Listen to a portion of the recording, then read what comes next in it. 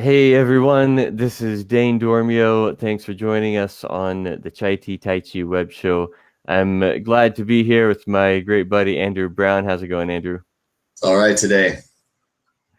Excellent. And I'm I'm getting to hear firsthand, and all of you watching and listening are getting to hear about Andrew's recent experience with a small heavenly circle meditation seminar. This is a Dallas meditation seminar. He just got back from this past weekend, and I've heard just a little bit about it so far, but we thought this would be a great thing to share with our audience. He picked up some great, valuable insights, and I'm looking forward to hearing in more detail about what this seminar was about and how you got involved with it and what your takeaways were from it. So how does that set us up for that, Andrew? What is the deal with the seminar? Well, we got really lucky, and my Tai Chi master, Master Han, brought his Qigong master from Korea, and that was Master Choi. So Master Choi, he had been studying. He studied tons of different religious and mental traditions. I know his parents definitely taught him a lot. His great grandfather was actually like a Korean legend, like one of those guys who was said to have ascended into heaven bodily, yeah, like a Jesus figure. So he's like, yeah, I'm from that tradition. I'm like, oh, okay. So he was in the Himalayas for years. He studied with a lot of different great masters over his whole life. So he came out and Le- showed us the pearl. legitimate, Yeah, legitimate card carrying Taoist guru. yeah. And he had studied a lot of different traditions, and he came back to the five element qigong theory and said this is the best way to keep yourself healthy for your whole life with just meditation. He doesn't use any pills. He doesn't use any drugs, and he just does this meditation. And he's the 75-year-old man that can do horse stance better than most people, better than pretty much anybody. So So, really uh, impressed. five element qigong from is in the Chinese tradition. I mean, that even predates Taoism, but you're saying this is where he not the single lineage that he has been in his whole life, but he's kind of gone the full circle and arrived at this as the most Best of robust and, yeah, the best of the best. Yeah, the best of the best. So he has some amazing stuff to share with us. Um, just he was just handing out secrets left and right. He said, "Oh, I only have so much time with you. I have to give you all the secrets." I'm like, "Oh, that sounds fun." So he told us all these little tips and tricks about how to open the crown of the head and how to open your third eye, and just like really get into deep meditation and just lose yourself in it. So it's awesome, awesome time. Well, when you talk about that, I noticed that you just light up and you get really excited talking about different kinds of meditation and things like opening the third eye, and uh, it's obvious that you've got some really great associations with that. But I'm just curious, what is that experience for you like? What is so great about it, and these more esoteric things? Because some people might say, okay, well, I can sit and relax and focus on my breathing, and that feels good and it's great. No, but I don't know about like these chakras or this third eye business. Like, what is that even like? How do you experience that? What's it like?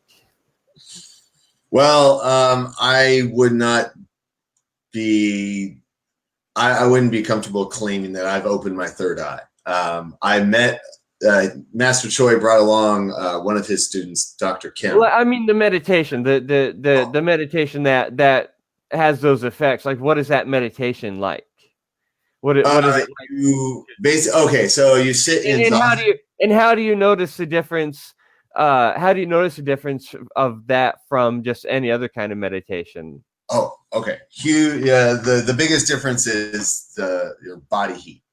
So we would do these meditations. We did for 4 days before we went to Sedona, and then we did our last few practices in Sedona. And Saturday night was the best And the one. That was, workshop was in Sedona too. We should have mentioned that at the beginning. I think that's because I mean, that's that really sets the context yeah, up the nicely. whole thing started in San Diego, and then we shifted to Sedona for a weekend.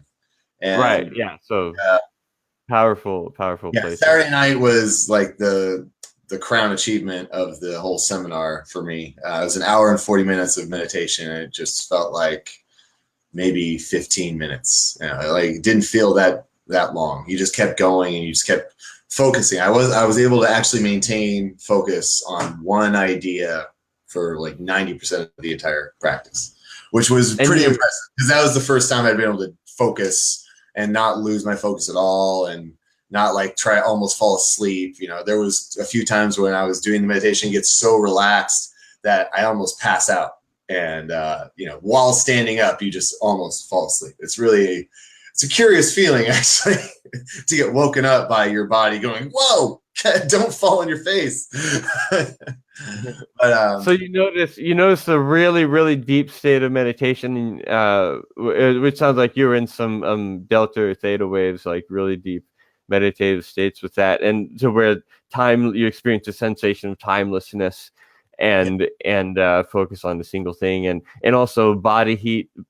In particular, you were mentioning something yeah, about that that. was the best indicator of the efficacy of this meditation practice was you would start, you could even work out. We would usually do like a 15-20 minute warm up, like stretches and whatnot, some breathing exercises. And then we would just get into zazen, just cross-legged sitting stance, and then close your eyes, just relax, and the teacher would start to say things. It was all in Korean, so we had 3 translators in the group, and Master Han did the translation for the deep meditation stuff. But yeah, we would just sit down and just start focusing, and then we would focus on a certain pattern of organs. So you would just do clockwise circles around the different organs of the body. So we'd start with the dantian, was how we opened, and then from the dantian, we moved the energy to the bladder. And then from the bladder, we moved the energy to the liver. And from the liver, we go to the heart, and then to the stomach, and then to the lungs, and then to the kidneys, and back to the bladder. And then you would do 2 more cycles of the bladder, back to the bladder, bladder, back to the bladder. And then when you got to the third one, you come back to the dantian. And then when we would do some close up stuff, and then we'd rub our hands together, just put it over your eyes, and you'd feel that heat from your hands. And then you rub your hands together again, and you put them on your kidneys, and just like, oh my gosh, it's even hotter than it was on my face. And then you rub your hands one more time, and then put it on your dantian, and it feels like your hands are literally on fire. And I don't know if I want to touch my body because it might burn me. Like that kind of huge amount of heat.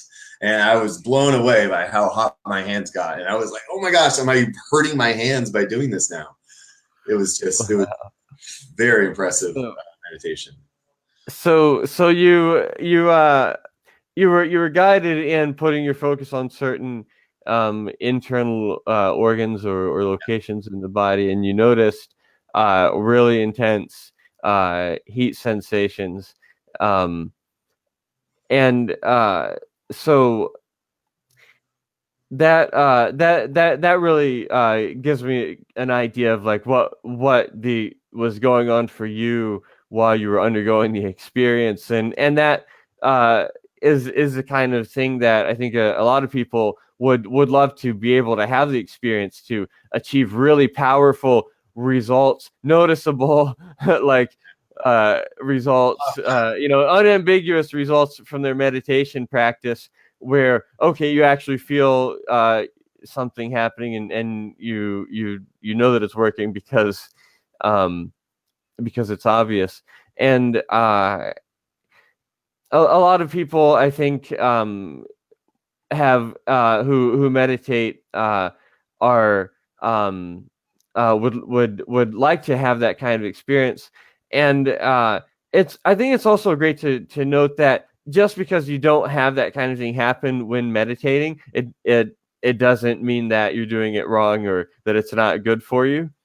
Uh, and if you just feel a little bit more relaxed and peaceful after 5 minutes sitting, that's great too. That's part of the beautiful thing about it. But it's really amazing uh, to imagine being in that experience with someone, or being in that situation with somebody who has so much experience and can guide you through precise steps to um, unlock these these like little inner secrets, like you were saying. And I'm wondering what all this has to do with five element theory, which is the five element theory. I'm guessing from traditional Chinese medicine and feng shui that goes back to the I Ching and predates Taoism even. And how does this relate to this meditation you were doing, five element theory? Well, we have five organs that are critical to survival, and then they also have a sixth organ, which is considered like the shield around your heart, or the something a little extra. But the five elements, each one of those, earth, metal, fire, water, and trees or life, Wood. five elements line up with different organs in your bodies, and balancing those five elements is how you maintain health across the entire lifetime. So there's a lot of stuff on the internet about that. I don't like to speak off the top of my head because it's so complicated. There's colors that are associated with each one of those elements, and there's all this stuff Yeah, about. yeah. The five element theory is very deep, but uh, Yeah, I do you I was wondering what the tie-ins, particular tie-ins with this workshop and uh with the small heavenly circle meditation are with five elements, and do you recall off the top of your head the particular correspondence of the organ systems with the elements?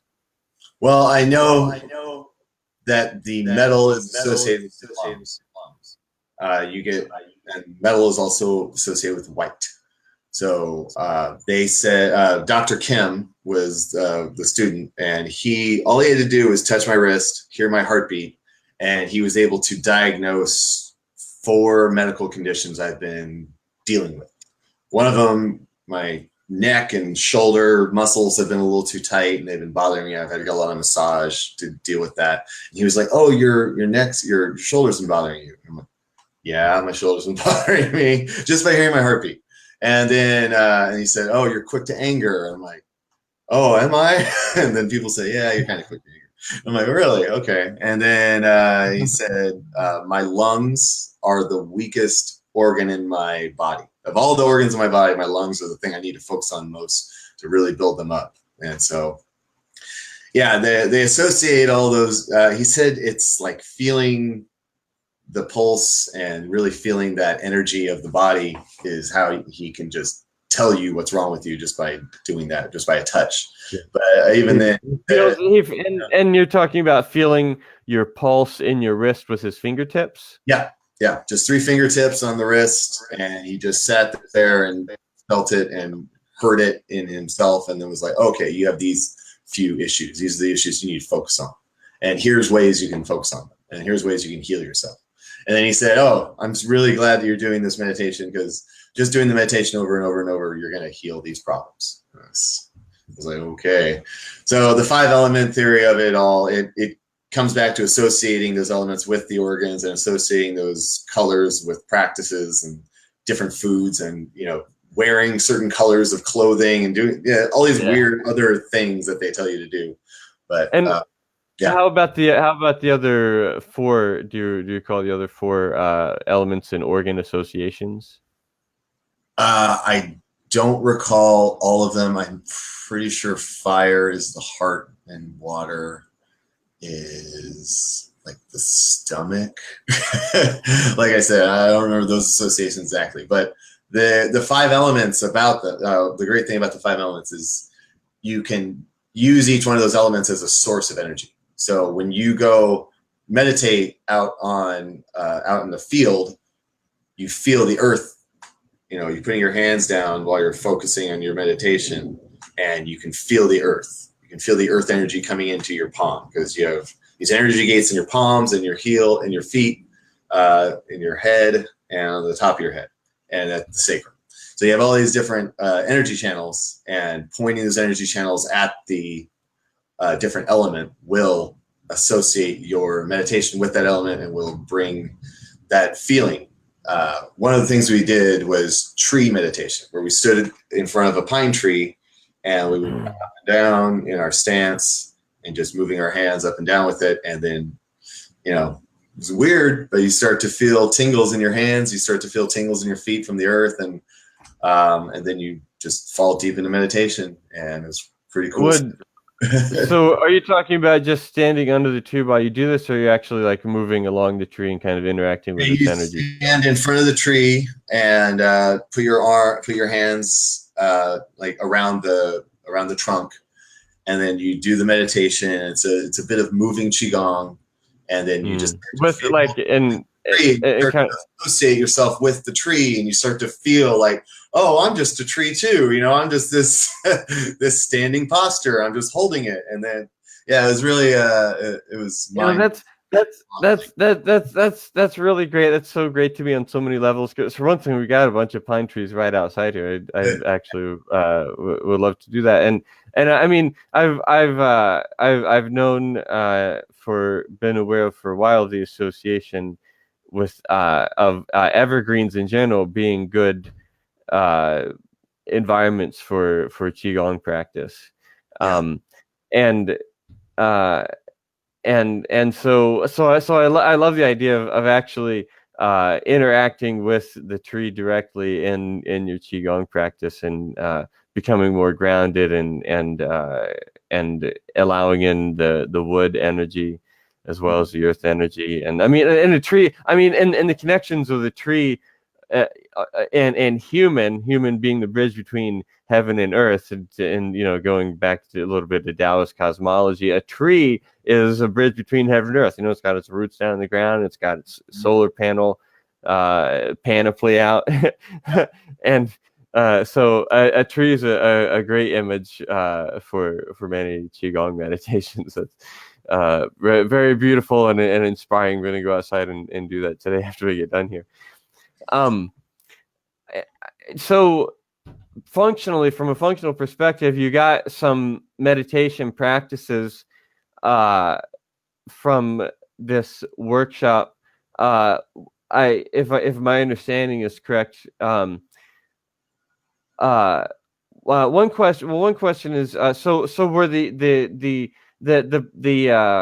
the meditations that you're talking about, are they seated meditations, standing meditations, moving meditations? And also, was there a particular sequence or sequences that you learned and memorized and will be able to repeat and continue and progress with the practice? So the small heavenly circle is a sitting meditation, where the circle is from the baihui to the sacrum. So it's just the torso. And the reason I didn't know this at all, but the reason you do zazen or the sitting stance is so that your legs kind of go numb. You're limiting how much blood is going to the legs. And so you kind of isolate those limbs from the meditation. So you're not focusing on that. You're focusing on your organs. You're not focusing on your legs. Your appendages are not the important factor when it comes to living a healthy life. So it's a feature, not a bug. Yeah. So it's a feature, not a bug.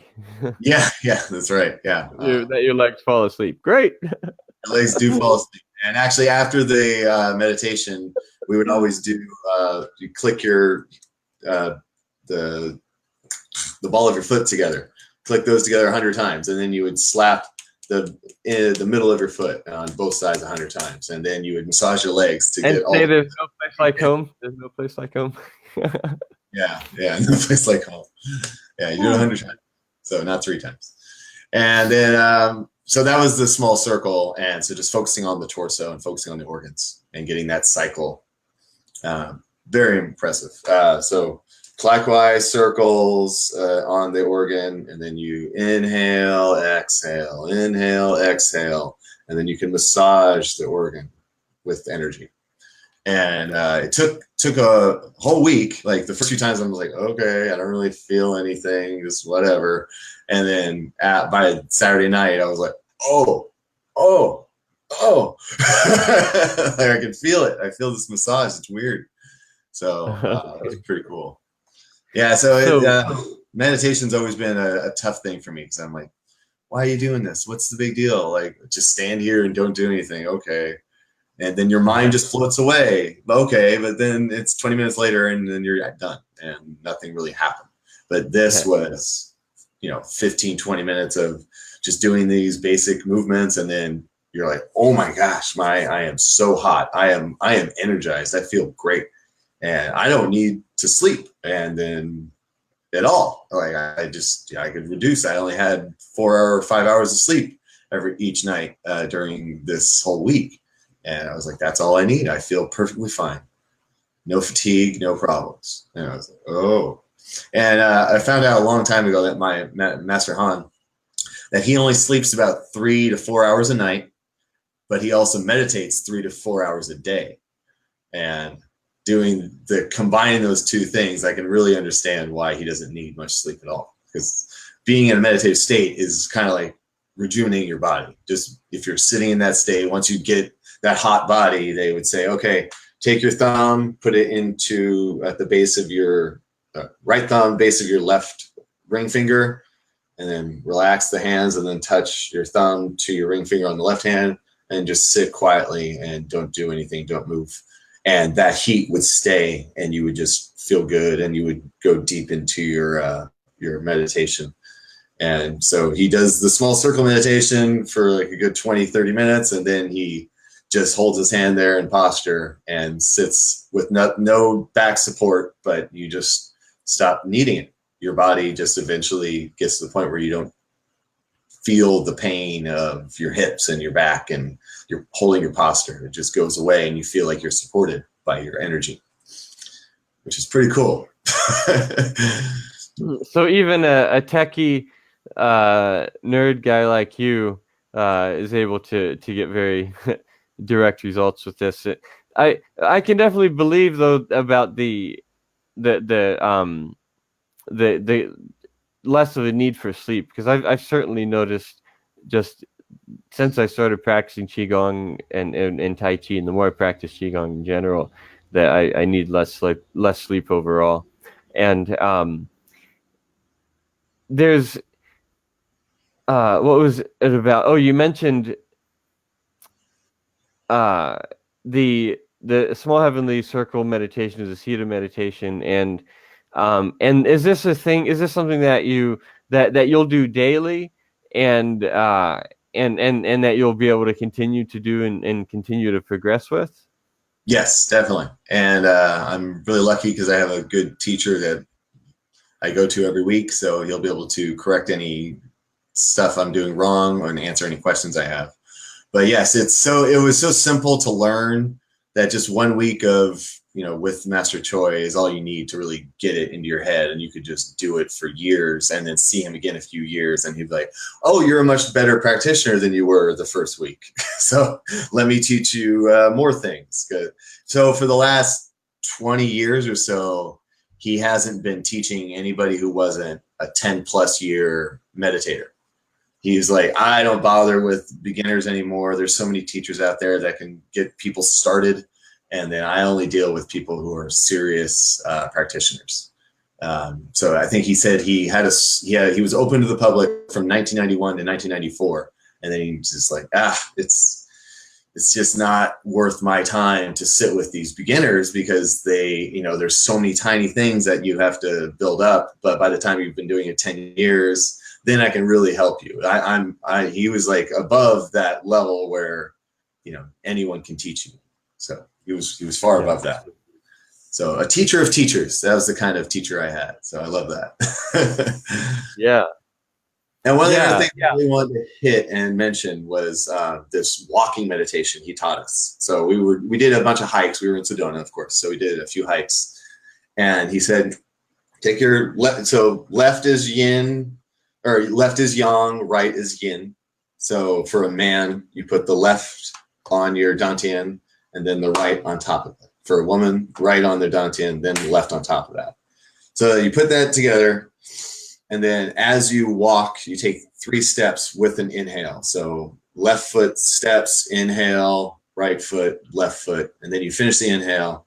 And then when you take your next right step, you start the exhale. And you exhale, left foot, right foot, finish the exhale. And then when you step with your left again, you inhale again. So it's a really simple, basic way to walk, but we were able to easily do these hikes without getting winded at all.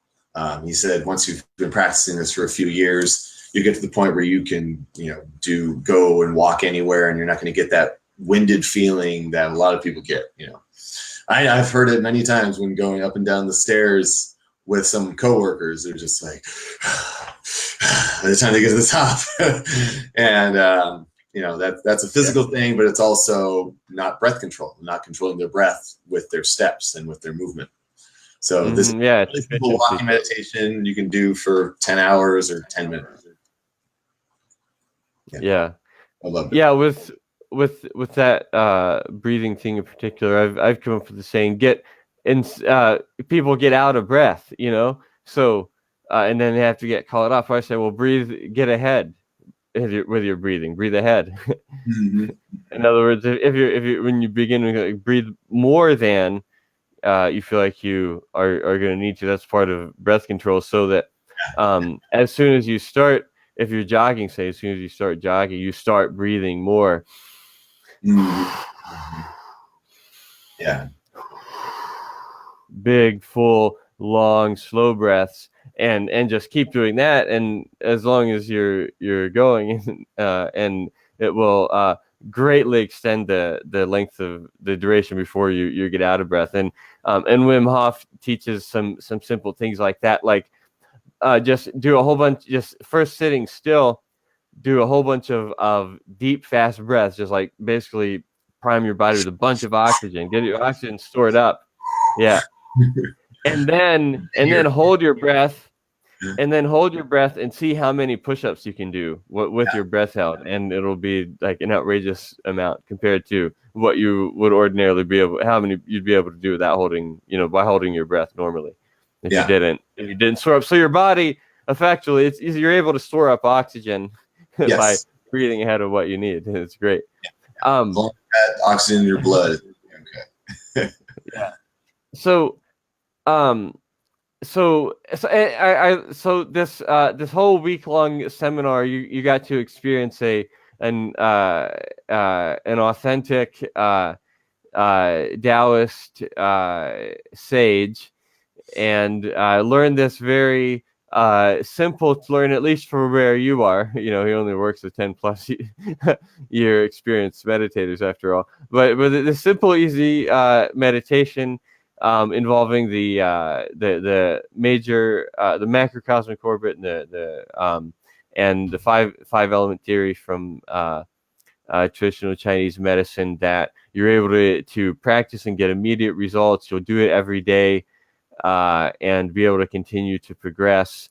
And how long do you practice, or how long does it take as a daily practice?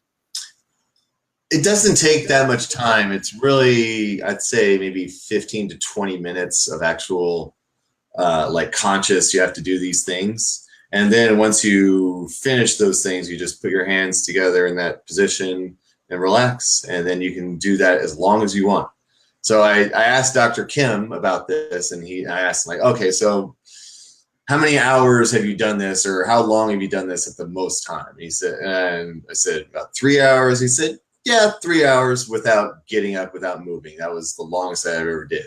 And then I said, okay, well, what happens in those 3 hours? I mean, why did you go that long?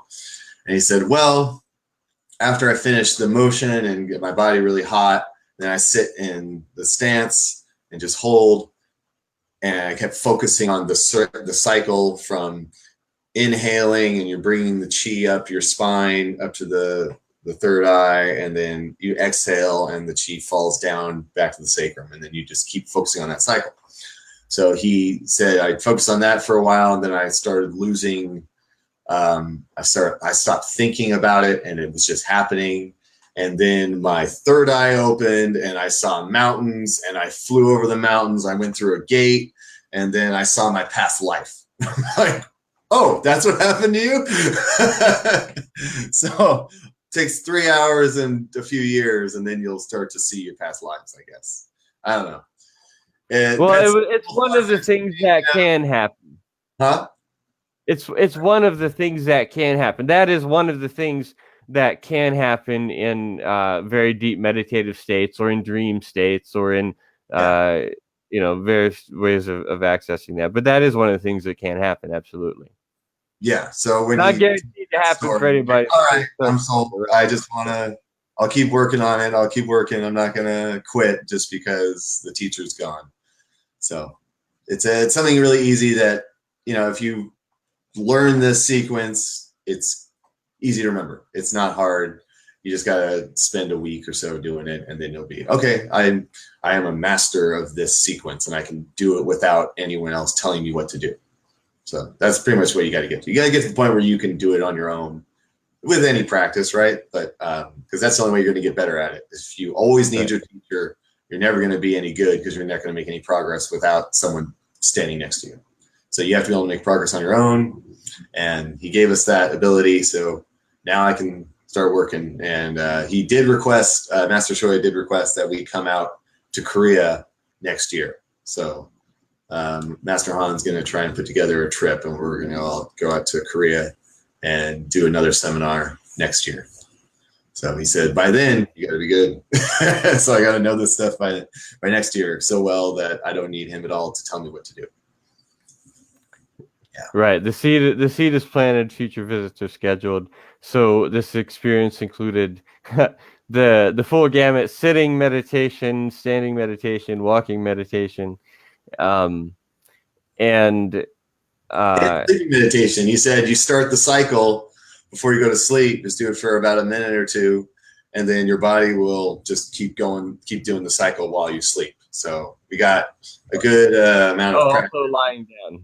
Yeah, lying meditation and then sleeping meditation. So we got 5. Yeah. Perfect. Beautiful. Oh yeah. So there's it's yeah. So and the typical daily practice is 15 to 20 minutes, which is a perfect size for a daily qigong practice. It's sounds like it'd be great for morning, afternoon, or evening, or bedtime. So I'm glad to vicariously experience the value and the pleasure of these teachings that you received, and I'm looking forward to seeing how this continues to work its way into your practice, and you continue to grow. This is really exciting, and I'm glad you're bringing all this knowledge and sharing it with us. Yep, that's what I like to do. Share everything I learn, because I only like to learn good things. I don't like to learn bad things. Yeah. So, anything else we should close with before we wrap up? Deep belly breathing is important. You should just focus on doing that pretty much all the time. Just bring air into your belly, let your lungs expand completely, let your diaphragm fall, and then just exhale it back out and keep that cycle going. And that's going to be a big help to a lot of people, because breathing into your chest doesn't fill your lungs, doesn't keep all your lungs working properly. So that's the last thing I need to say. Yeah, well, that's a great point to remind us all of, the abdominal breathing, and using the entire breathing apparatus. It has so much to do with health and wellness and emotional state. Just using deep belly breathing to calm yourself, to energize yourself, to regulate the body. It's great stuff. So, we should, in terms of coaching, this stuff is these kinds of skills, meditation, breath work, fitness, inform and infuse all areas of life, and people who are interested in self-optimization and personal growth and peak performance are always seeking after these areas in particular: fitness, breathwork, and meditation in particular. So, um, how does this? What does this have to do with, say, a busy executive or an in-demand entrepreneur in the modern world? What does this esoteric Taoist wisdom have to do with performance enhancement, personal organization and productivity, um, uh, self development in a practical sense? Well, in the most practical sense, this will make your life healthy and longer.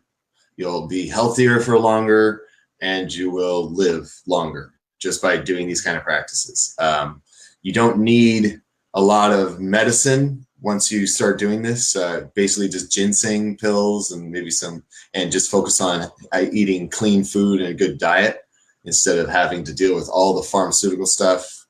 You know, if you have, there's lots of things that are basically avoided by just doing these kind of practices.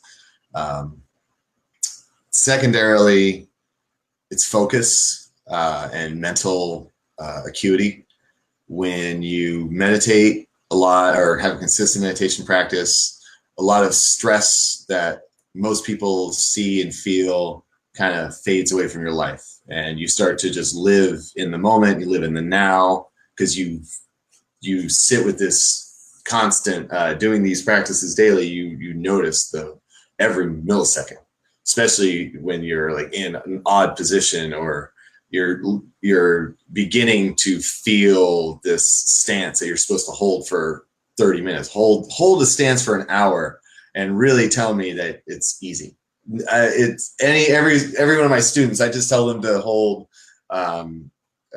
standing tree pose for 3 minutes, and a lot of them just start shaking and say. And one of my students that's been consistent, she's doing 5 minutes a day, and that's really good. And she's like, "Oh man, 5 minutes is so hard." And I'm like, "Yeah, you're right. 5 minutes is hard. Do 30." So, you know, the best guys I've seen can do that stuff for 2 to 3 hours without moving, and they don't shake. Nothing goes wrong. Their body is almost perfect for that whole period. So, learning how to do that is a challenge in itself. Being able to stand still and not move for periods of time is just something that humans don't do. We tend to move. We're more comfortable moving than we are standing still. Someone can run 100 miles, do these extreme marathons, and they can just do it, and they keep moving. But you tell that same person to stand still for that same amount of time it took them to run 100 miles, and they won't be able to do it. It's just not going to happen. So it's really funny how that stuff, just still meditation, still practice is so challenging. So, And we let's not forget to mention the energy. You mentioned focus, but how about energy? Like, how about needing less sleep and having sustained energy and focus throughout the day? yeah. As things that high performance individuals in all realms are universally interested in. So, what can you tell us about coaching, the coaching that you offer and that we offer, for uh, how does this pertain to somebody who's looking to optimize their experience of life and get the most out of their personal resources?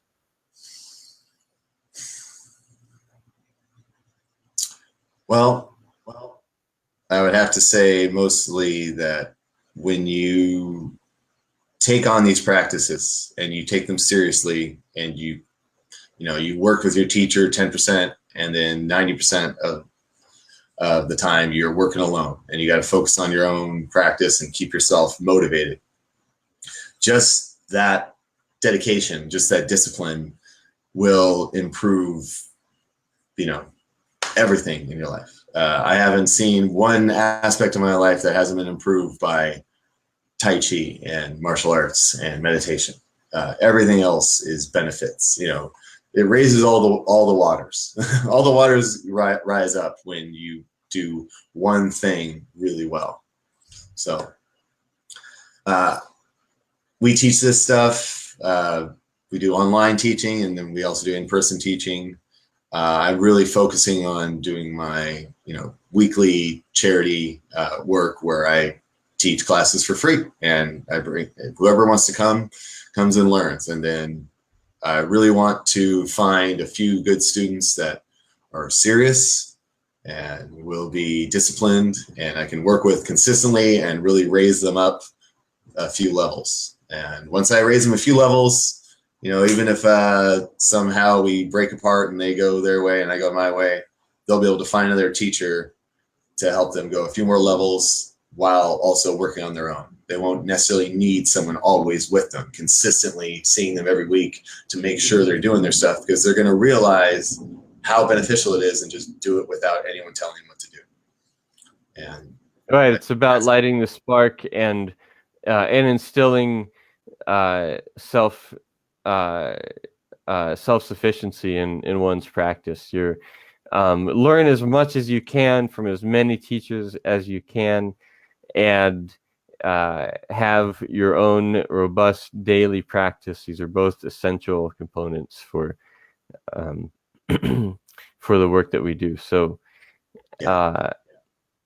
thank you for sharing all of these inspiring messages with us. Is there anything else before we get off of here that we want to close up with? We could go on for 10,000 hours about all this stuff and all the stuff that comes to your mind when you're in that state. But for now, thank you. Awesome. Thanks for being here, Andrew. I'll look forward to chatting and learning more and continuing this lifelong mind-body mastery journey together. Very much, Dane. Bye. Bye.